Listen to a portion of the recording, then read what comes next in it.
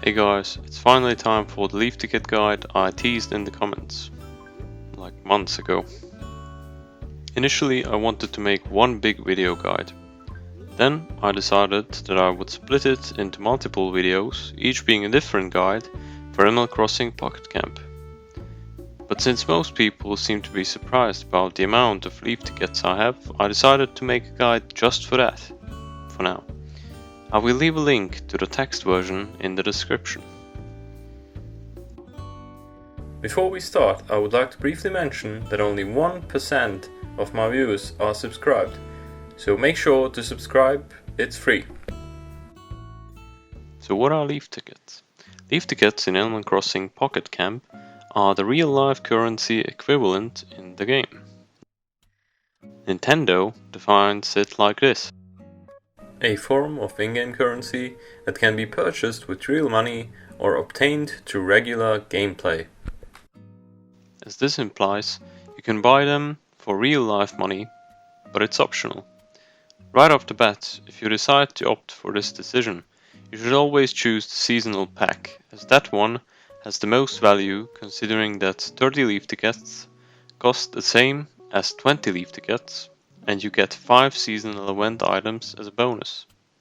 Otherwise, it's the usual pay more, get more deal, so you might want to stick to only as much as you need. For example, if you want something that costs 300 Leaf Tickets, go for a pack that's close to that amount, or buy a few of the seasonal packs to add to your current Leaf Tickets. Further, while we are considering buying Leaf Tickets, you can also choose to buy one of the 2 plans for a monthly fee. The Happy Helper plan comes with 60 Leaf Tickets each month, but you gain them once you buy it. So I would recommend you to buy or try the free trial in the middle of the month. You will gain 60 Leaf Tickets and then 60 more at the beginning of the next month. It's up to you which plan you choose later on. However, I recommend new players to choose the Happy Helper plan, because it's a huge boost when starting out. It's something like a bot, but for Animal Crossing Pocket Camp, and completely legit. So what are tickets used for? Leaf Tickets are used to buy special furniture, special clothing, terrain for your campsite, or it's used to speed up or clear certain processes, and to buy special fortune cookies. And now, how to earn Leaf Tickets without spending actual money. A good way to earn more Leaf Tickets is by not spending them at all. By which I mean you should keep them for items you really think are cool or of interest to. This is called saving your money. For example, someone I know likes Halloween, so she spent all her Leaf Tickets on Halloween stuff.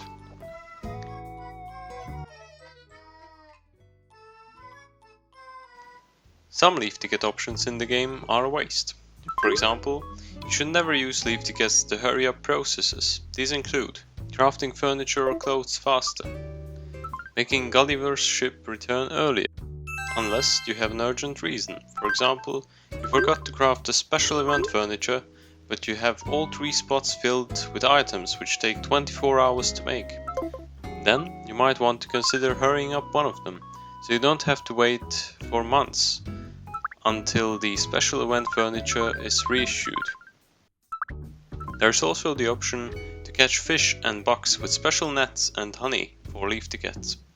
At some point you will earn and start holding a lot of free nets and honey, so you shouldn't use any of these tools unless you really want to catch a specific bug or fish. Although I have to warn you, these nets don't have a higher chance of catching kingfish.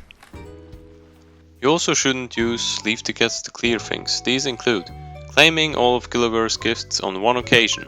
Gulliver's gift, mainly if it's an animal map, may make you want to get them faster, but there will always be resources which you can use up to get those, without paying real life money, or your Leaf Tickets on them. Using Lloyd to catch bugs. Catching bugs during gardening events, even if you get a bit frustrated, should rather be done with the help of friends than spending Leaf Tickets.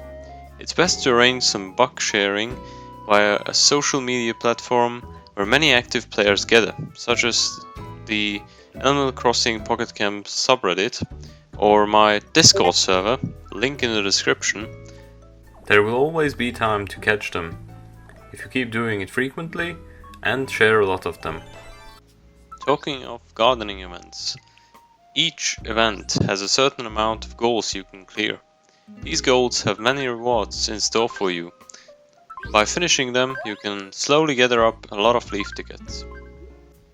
Daily goals don't reward leaf tickets, but they have other crucial resources such as sparkling stones, treats and bells.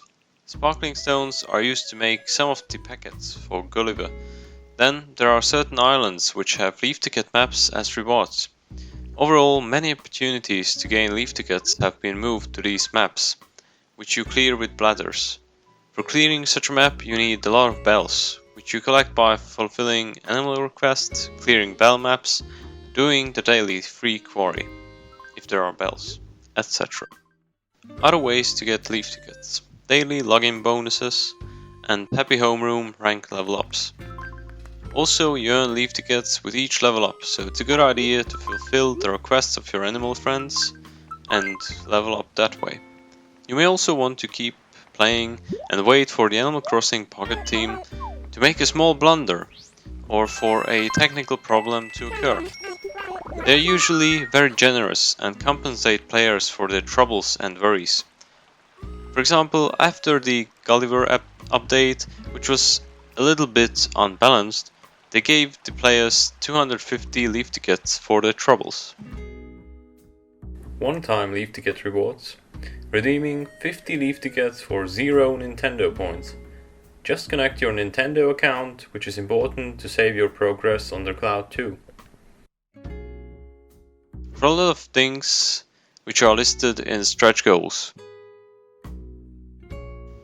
So now that I said that you shouldn't spend leaf tickets on certain things, you might be wondering what you should spend tickets on. So for example, inventory space and the 3 crafting spaces. These are essential because they make the game a lot more enjoyable. After you hit level 50, you start getting less item spaces from leveling up. I recommend getting at least 50 item spaces. So that's 200 leaf tickets total. By this time you should have way more than that, if you simply do stretch goals and some of the other things mentioned here so far. Crafting spaces are really nice too, because you can craft 3 times as fast.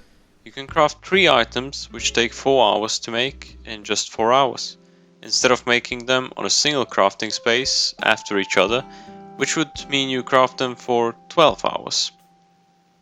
Considering the big amount of animal friends we have in the game, and the heaps of furniture you have to make for them, it is essential.